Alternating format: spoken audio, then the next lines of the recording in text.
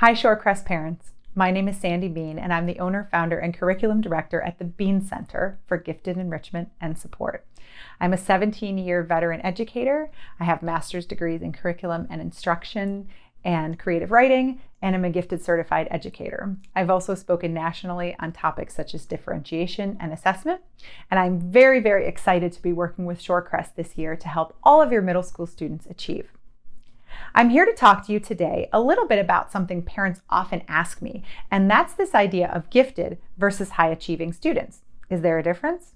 Turns out there is. So let's talk a little bit about that. Here are 4 things that I'd like you to know about gifted versus high achieving students. Number 1, they are not synonymous. I know some of you are going, right? Yeah, they can overlap, but they're definitely not synonymous. You can have gifted students who are not high achievers, and you can have high achievers who are not gifted students.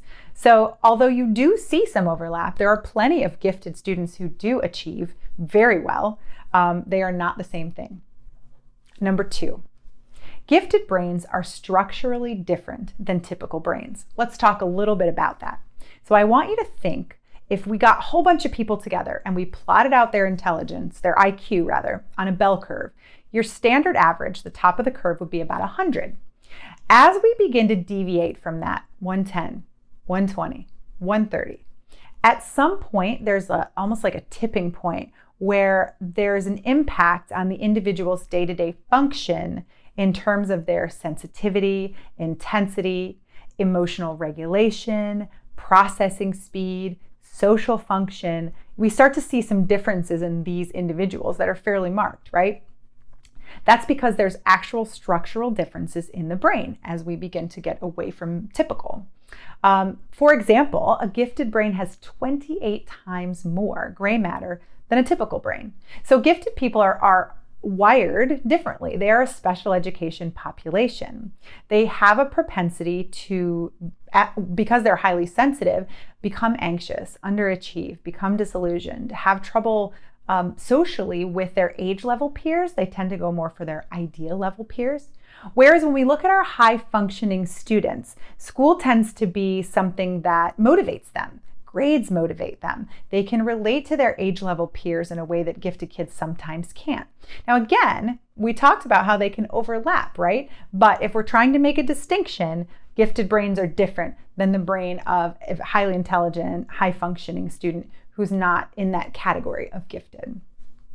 But number 3, this is very important, is they both need accommodations in school. What we try to do as educators is we try to turn out someone who is a lifelong learner. We are trying to prepare students for scenarios that we can't even fathom yet, right? So the highest or the greatest predictor of success is not necessarily IQ. It's grit, it's resilience. There's a great TED Talk by Angela Duckworth, a great book by Carol Dweck called Mindset that discusses this idea.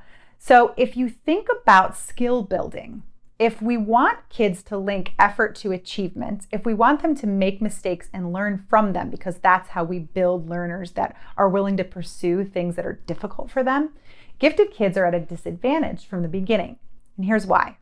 It takes 1 to 3 repetitions of new material for a motivated gifted student to learn it. It takes 3 to 6 for an intelligent high achiever, and maybe 10 to 12 for people who are in the average range, right?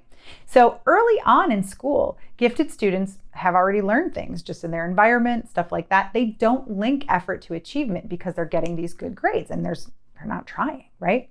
Whereas your high achievers tend to make that link a little bit sooner. So the accommodations gifted students need is to push them and educate them that don't be anxious. This is a normal part of the process, right? Underachievement is not necessary. Like, there are ways we can support you. It's all about building skills, making them stronger learners. So you have to approach them from different angles because they're coming at you from different places. Any student in a school that's functioning beyond what the curriculum is currently teaching deserves accommodation, high achievement or gifted. However, high achieving students don't necessarily need the programs and accommodations that a gifted student would need. A gifted student who's not high achieving would not necessarily need the same accommodations that a high achieving student would. Which brings me to point number 4. They can both be incredibly successful, even if their paths look different. Let's take, for example, honors courses. And we'll talk about this greater in the year. But algebra is more about whether or not someone is ready for an abstract method of thought, right? Versus maybe whether or not they're organized or able. So a gifted student might be developmentally ready sooner than a high achieving student who might be organizationally more prepared for an honors course. So it really depends. They're going to hit their marks at different times, but they are both going to be successful if they are accommodated appropriately. I hope that makes sense to you. If you feel that your child may be gifted, I highly encourage you to go ahead and get them identified so that they can be accommodated and they can learn a little bit about themselves. If you have a wonderful high achiever, I highly encourage you to support them, to help them understand how to manage their stress and their workload, because that can hinder their success later as well. I thank you so much for listening. I hope you have a wonderful day, and I will see you around campus. Bye.